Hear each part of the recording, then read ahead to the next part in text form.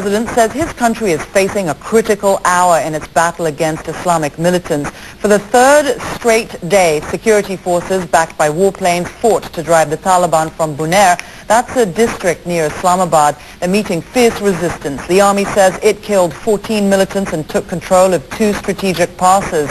Another challenge for security forces is actually in the south now. They're trying to prevent tensions from boiling over in Karachi after shootings driven by ethnic rivalries killed 34 people. In February, Pakistan's government agreed to allow traditional Islamic law to be imposed in the Swat Valley if the Taliban lay down their arms.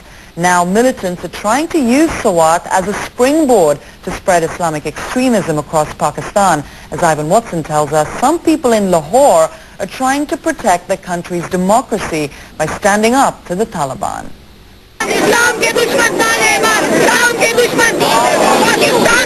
Another angry protest in Pakistan. But this time the crowd is demonstrating against the Taliban. I'm a journalist of 20 years standing. And you're scared?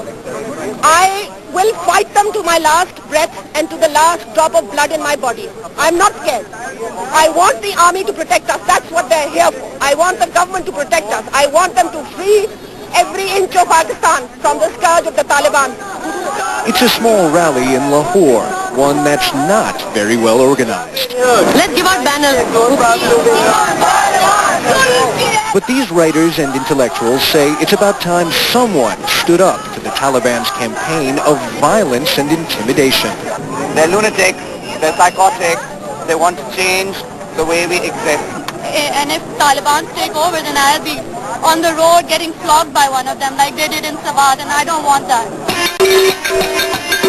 Lahore is the cultural capital of Pakistan, a city famous for its music, dance, poetry, and theater, art forms the Taliban has brutally repressed in areas the militants control.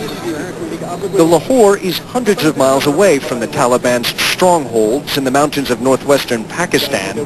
Security forces here have adopted a siege mentality as militants have extended their reach. A heavily armed escort accompanies Police Chief Parvez Ratour, even when he walks just outside the walls of his headquarters.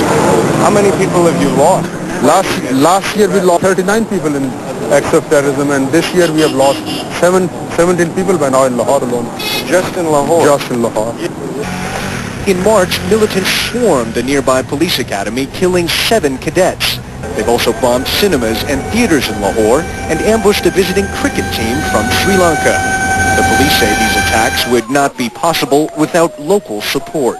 And they're here, they're in Lahore. Little groups of the Taliban just going around and intimidating people, causing fear, telling women to cover up, and if they don't, they'd shoot them. Jamal Rahman and his cousin Aider are members of a Lahore-based band called Lal. We want to try and get people aware and try and get them active and motivated to fight against this militancy.